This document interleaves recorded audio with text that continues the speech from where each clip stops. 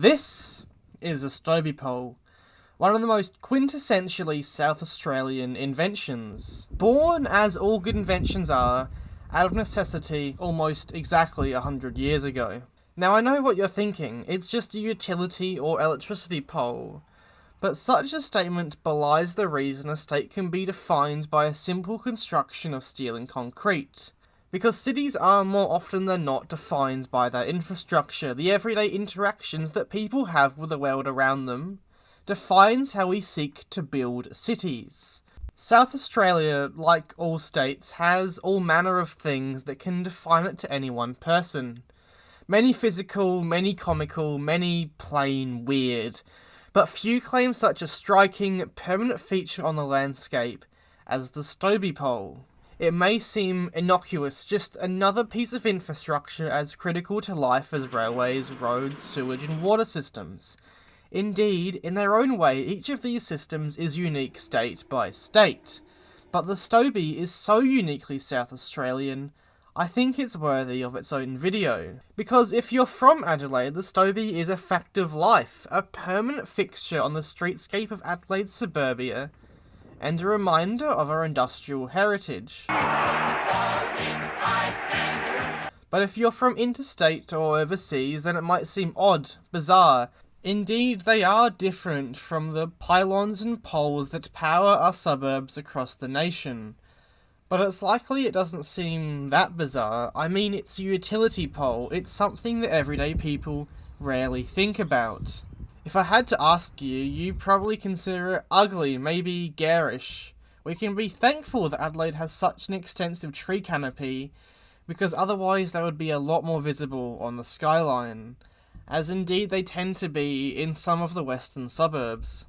But in the rest of the country, a power pole is a simple invention made of a tall tree to hold power lines that feed traditional suburbia. Before the invention of underground power lines. The advent of electricity distribution in the late 1800s would see people seek to be connected to the power grid. Electricity pylons as we know them today were the most affordable way to go about this task. But South Australia would not be so lucky. I mean, just look at its geography. This is a dry, flat state. Tall trees were not in abundance to the engineers of the early 1900s. The Stobie pole would have to be born out of need. In the early 1900s, as private electricity companies raced to roll out power to South Australians, they faced a barrier. It seems like common sense the cheapest and most affordable way to roll electricity to people is from power lines from above. But those live wires that can kill people in an instant must be suspended above the ground. It is a problem that forced the engineers of the 1920s to innovate a solution that could work within South Australia. And while today South Australia around the Mount Gambier area enjoys extensive forestry industry, this was not the case 100 years ago. The tall growth trees that you need to power cities simply do not exist within the state. The decision was therefore taken to import this wood from interstate, where states such as Victoria had more extensive supplies of timber.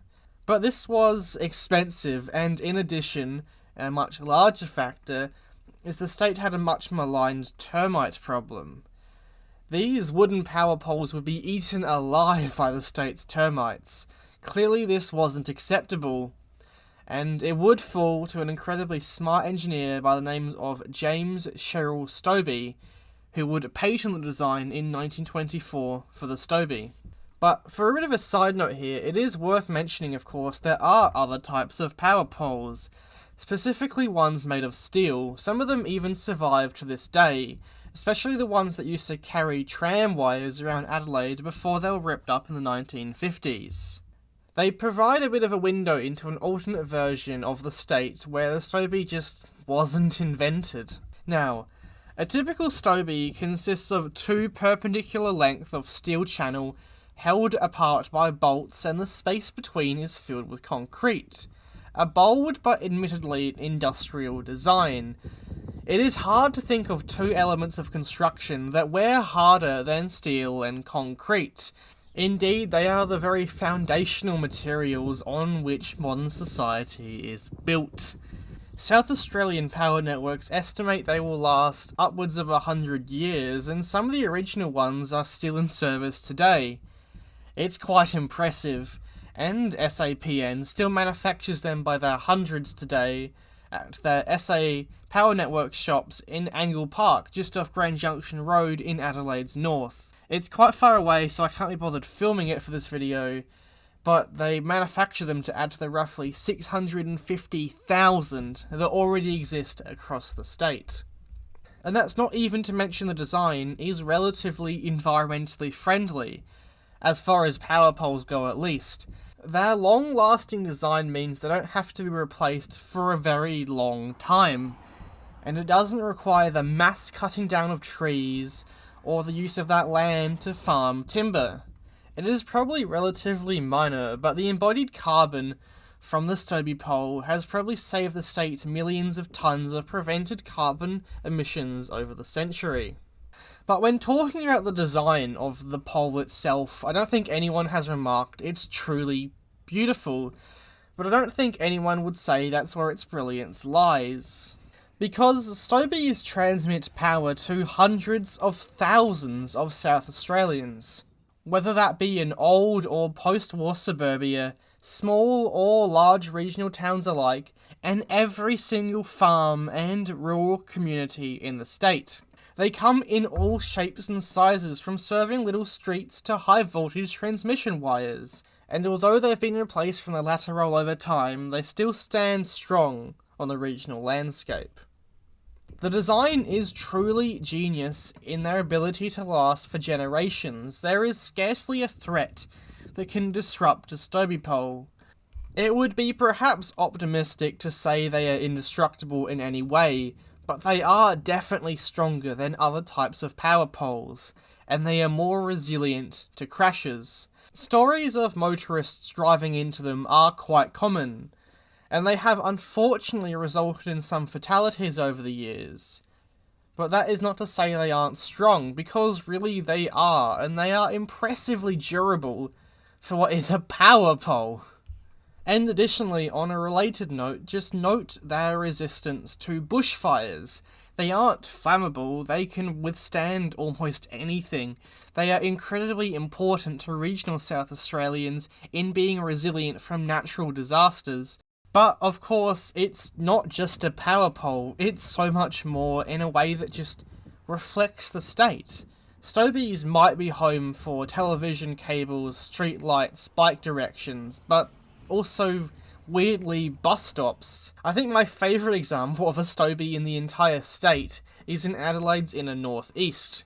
Stop 10A on Smith Street on bus route 208 is home to a Stobie without wires. It is simply a Stobie pole bus stop, and it just reflects the way in which these poles are permanent at best. Their utility is found not in the transmission of power, but in general utility to all South Australians. Indeed, there is scarcely a public agency in the state that doesn't use a Stobie to fulfil its needs. In its truest sense, it's a utility pole. Yeah, that's great and all, but what about some other uses of Stobies? Alright, so for example, take Hawker Street in Adelaide's inner northwestern suburb of Brompton, and it shows the way the Stobie can be an integral part of the streetscape.